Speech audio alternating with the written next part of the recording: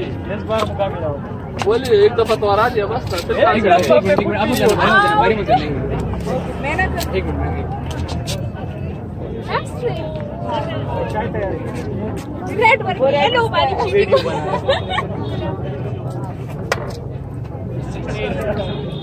Kilo मेरे हैं।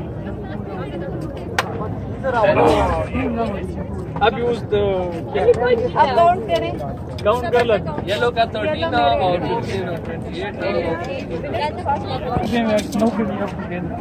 28। इसको एक और नहीं बस। मेरे एक और दे दे।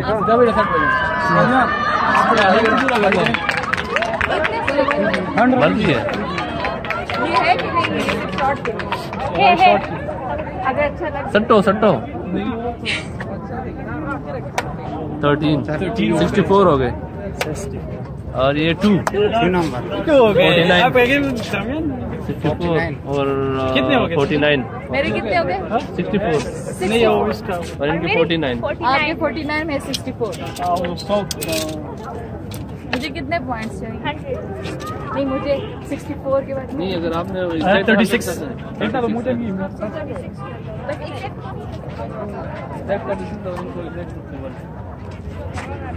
आखिर में क्या मुश्किल हो जाएगी? तीन मार दिए इरफान सर और इरफान सर आप 14। हाँ ठीक है। तब 12 बोले आप 14 बोलिए। बोले क्या ना 0 ये 14 मारो इसी जगह पे। किस जगह? वो वाला कर दो तो चलो हाँ हाँ कर मेरे नीचे छोटा रहेगा। रेडी है? हाँ ना भाई 16 नहीं है। होता इसके 13 है। 13 डायरेक्ट नहीं होता। नहीं होता 8 आपके 3 रह गए। नहीं 6 रह गए। 0 देखो वाले 0 अस्सलाम वालेकुम सरकार। सिक्स है ना? इसके 7 है तो उसके वो 6 का है। मेरा 6 है। इसके तो 5 5 रहेगा। इसके 5 इनमें मुझे एक लगाने ये मेरे हाथ में है।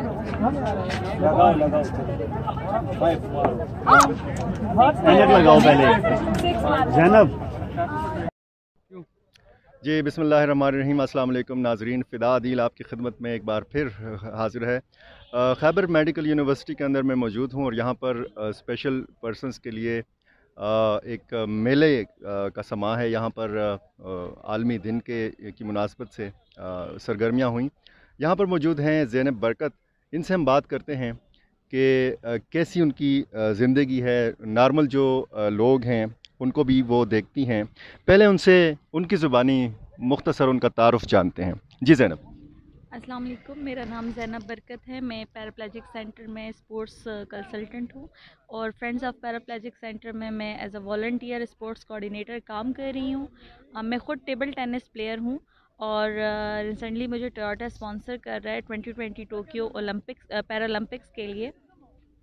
अच्छा, तो आज की जो एक्टिविटीज़ हैं कैसा लग रहा है आपको आज? बहुत अच्छा लग रहा है क्योंकि जब हम जब हम नॉर्मल लोगों के साथ मिल के काम करते हैं या गेम्स करते हैं तो हमें अपने आप में कोई कमी कोई फ़र्क महसूस नहीं होता। तो हमें अच्छा लगता है कि इस तरह की एक्टिविटीज़ हमारे लिए क्रिएट की जाएं, इस तरह के हमारे लिए इवेंट्स बनाए जाएं ताकि हम नॉर्मल्स के साथ रहें, उनके साथ उनकी मतलब एक्टिविटीज़ देखें, हम अपनी एक्टिविटीज़ उनको बताएं।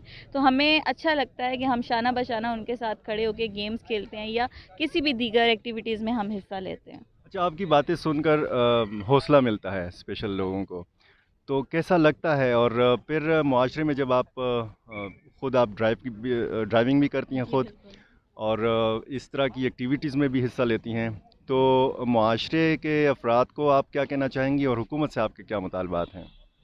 मैं ये कहना चाहूँगी कि पहले तो बिल्कुल अवेयरनेस नहीं थी इस चीज़ की। जब भी हम बाहर निकले थे तो हमें एक अजूबे की तरह एक देखा जाता था कि पता नहीं कोई 8वां 9वां अजूबा आ गया है। लेकिन अल्हम्दुलिल्लाह अब इतनी हमने अवेयरनेस कर ली है कि हम जब स्टडी करने जाते हैं तो इजीली हम अपने आप को मेंटेन रख लेते हैं, क्योंकि ज़्यादातर लोग ऐसे होते थे कि जब हम स्टडी करने जाते थे तो हमें बड़े अजीब नज़रों से देखा जाता था।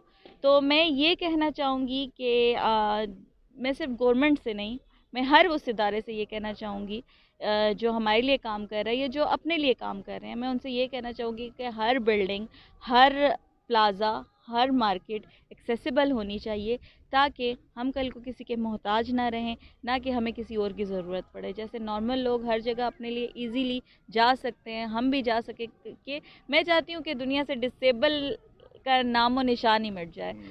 हम डिफरेंटली एबल हैं, तो हम चाहते हैं कि हमारे लिए भी इसी तरह, जैसे कि मैंने पहले भी बताया कि सीढ़ियाँ ना हो तो आप लोग नहीं चढ़ सकोगे, तो आप लोग डिसेबल हुए। तो इसीलिए जैसे सीढ़ियाँ बनाई जाती हैं वैसे हमारे लिए रैम्प्स बनवाए जाएं, जैसे नॉर्मल्स के लिए रास्ता बनाया जाता है वैसे हमारे लिए बनाया जाए। तो मैं यही कहूँगी कि रास्ता वो जो सबका हो। कुछ लोग तरस खाते हैं आपको देखकर? खाते हैं, लेकिन वो शायद खुद पे तरस खाते हैं, मैं ये समझती हूँ। जो हमारे साथ जो टाइम गुजारते हैं वो उन्होंने कभी हमसे तरस नहीं खाया, लेकिन जिन्होंने हमारे साथ टाइम नहीं गुजारा तो उनको लगता है कि हम शायद एक आम से कोई फालतू सा पुर्जा है जो कि हम इस दुनिया में आए। लेकिन जो हमारे साथ टाइम गुजारते हैं उन्होंने हमें कभी किसी से कम नहीं समझा।